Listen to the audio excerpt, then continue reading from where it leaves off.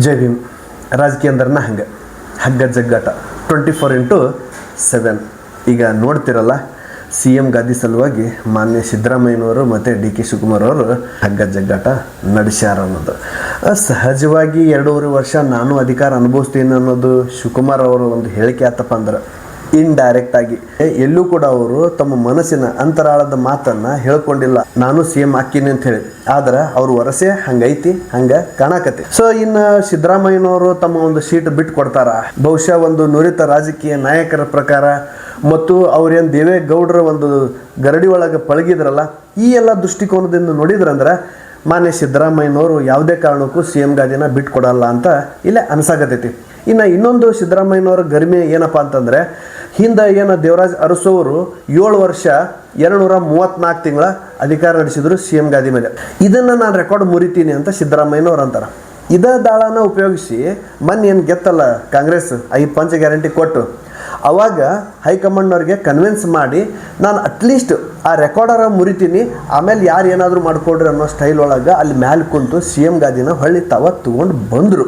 ಆದ್ರೆ ಈಗ ದಿನಗಳು ಉರುಳ್ದಂಗೆಲ್ಲ ಏನೆಲ್ಲ ವ್ಯವಸ್ಥೆಗಳು, ಕುದುರೆ ವ್ಯಾಪಾರಗಳು ಆಗಕತ್ತವ ಅನ್ನೋದನ್ನು ನೋಡ್ಬೋದು. ಇನ್ನು 54 ದಿವಸ, ಇವತ್ತಿಗೆ ಇನ್ನು 54 ದಿವಸ ಏನಾದರೂ ಅಧಿಕಾರ ಮುಂದುವರಿಸಿದ್ರೆ ಅಂದ್ರೆ ಮಾನ್ಯ ಸಿದ್ದರಾಮಯ್ಯನವರು ದೇವರಾಜ್ ಅರಸು ಅವರ 7 ವರ್ಷ 234 ದಿನ ಪೂರ್ಣ ಮಾಡಿ ಅವರ ಒಂದು ದಾಖಲೆನ ಸರಿಗಟ್ತಾರ ಮತ್ತು ದಾಖಲೆನ ಮುರಿದು ಮೇಲೆ ಬರ್ತಾರ. ಅಂದ್ರೆ ಕರ್ನಾಟಕ ಇತಿಹಾಸದೊಳಗ 5 ವರ್ಷ ಅಧಿಕಾರ ನಡೆಸಿರೋ ಒಬ್ಬ ವ್ಯಕ್ತಿ ಮತ್ತು 2ನೇ ಅವಧಿ ಸೇರಿ 7 ವರ್ಷ 234 ದಿವಸ ಅಧಿಕಾರ ನಡೆಸಿರೋ ಒಬ್ಬ ಹಿಂದುಳಿದ ವರ್ಗದ ನಾಯಕ ದೇವರಾಜ್ ಅರಸು ಅವರನ್ನ ಸರಿಗಟ್ಟಿಸಿದ್ದು ಸಿದ್ದರಾಮಯ್ಯನವರ ಗರಿಮೆ.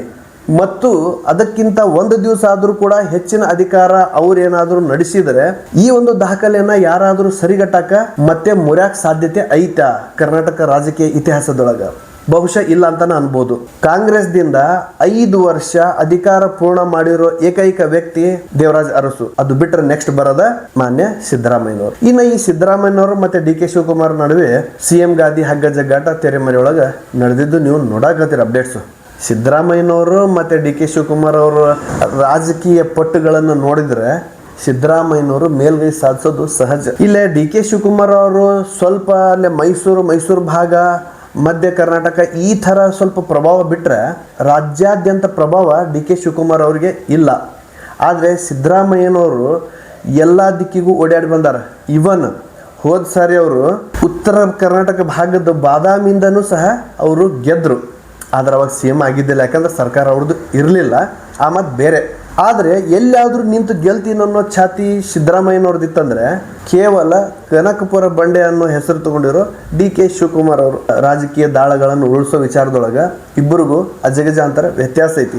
ಆದರೂ ನೈತಿಕವಾಗಿ ಡಿ ಕೆ ಶಿವಕುಮಾರ್ ಅವರು ನಾನು ಹೈಕಮಾಂಡ್ ಕೊಟ್ಟಿರೋ ಪ್ರತಿಯೊಂದೊಂದು ಕೆಲಸನೂ ಸರಿಯಾಗಿ ಮಾಡೀನಿ, ಕಾಂಗ್ರೆಸ್ಸಿನ ಕಟ್ಟಾಳು, ಅಕಸ್ಮಾತ್ ಏನಾದರೂ ಕಾಂಗ್ರೆಸ್ ವಹಿಸಿರೋ ಯಾವುದಾದ್ರೂ ಕೆಲಸ ಆಗಬಹುದು ಅಥವಾ ಕಾಂಗ್ರೆಸ್ಸಿಗೆ ಅತಿ ಹೆಚ್ಚಿನ ನಿಷ್ಠೆ ಹೊಂದಿದ್ದು ಯಾರು ಅಂತಂದರೆ ಅದು ಮಾನ್ಯ ಡಿ ಕೆ ಸಾಹೇಬರು.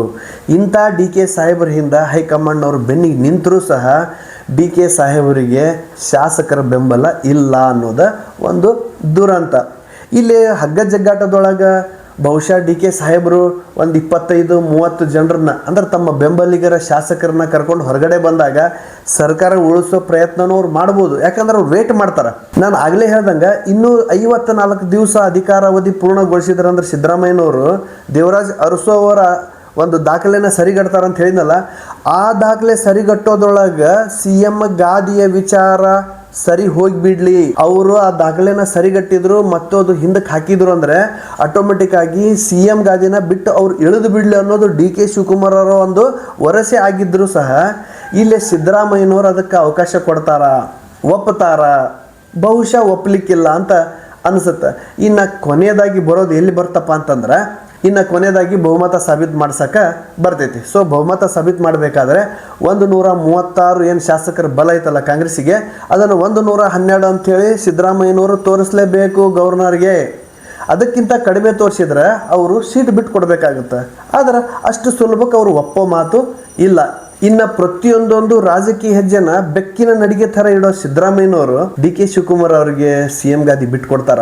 ಸಿದ್ದರಾಮಯ್ಯನವರು ಶತಾಯಗತಾಯ ಡಿ ಕೆ ಶಿವಕುಮಾರ್ ಅವರಿಗೆ ಗಾದಿನಂತೂ ಬಿಟ್ಟುಕೊಡೋ ಸಾಧ್ಯತೆ ಇಲ್ಲ. ರಾಜೀನಾಮೆ ಕೊಟ್ಟು ಹೋಗ್ಬೋದು, ಸರ್ಕಾರ ವಿಸರ್ಜನೆ ಮಾಡಿಸ್ಬೋದು, ಆದ್ರೆ CM ಗಾದಿನ ಬಿಟ್ಟು ಕೊಡೋ ಪ್ರಶ್ನೆ ಇಲ್ಲ ಅಂತ ಅನ್ಸಾಕತೈತಿ. ಇಬ್ಬರು ಕೂಡ ಹೈಕಮಾಂಡ್ ಕಡೆ ಹೋಗ್ಯಾರ, ಅಂದ್ರೆ ದೆಹಲಿಗೆ ಹೋಗ್ಯಾರ, ಪೆರೇಡ್ ಮಾಡಾಕತ್ತಾರ. ನನಗೆ ಕೊಡ್ರಂತ ಡಿ ಕೆ ಶಿವಕುಮಾರ್ ಅವರು ಕೊಡೋಕ್ಕಾಗಲ್ಲ, ಹೆಂಗೆ ಕೊಡಬೇಕು ಅಂಥೇಳಿ ಸಿದ್ದರಾಮಯ್ಯವರು. ಇದ್ರೊಳಗೆ ಸುರ್ಜೇವಾಲಾ ಅವರು ಬಂದಾರ, ಅಂದ್ರೆ ಇಂಟರ್ಫಿಯರ್ ಕೊಟ್ರ. ಮತ್ತು ಅಲ್ಲೇನು ಸಲಹಾ ಸಮಿತಿಯವರು ಅದಾರ, ಅದನ್ನು ಇಬ್ಬರು ಕಡೆಯೂ ಆಲಿಸ್ಯಾರ. ಇಬ್ಬರದು ಒಂದು ವಾದ ವಿವಾದನ ಕೇಳ್ಪಟ್ಟಾರ. ಏನು ಮಾಡಬೇಕು ಅನ್ನೋದು ಅವ್ರಿಗೂ ಸಂದಿಗ್ಧ ಐತಿ. ಸಿದ್ದರಾಮಯ್ಯನವ್ರನ್ನ ಎದುರು ಹಾಕ್ಕೊಳಕ್ಕಾಗಲ್ಲ.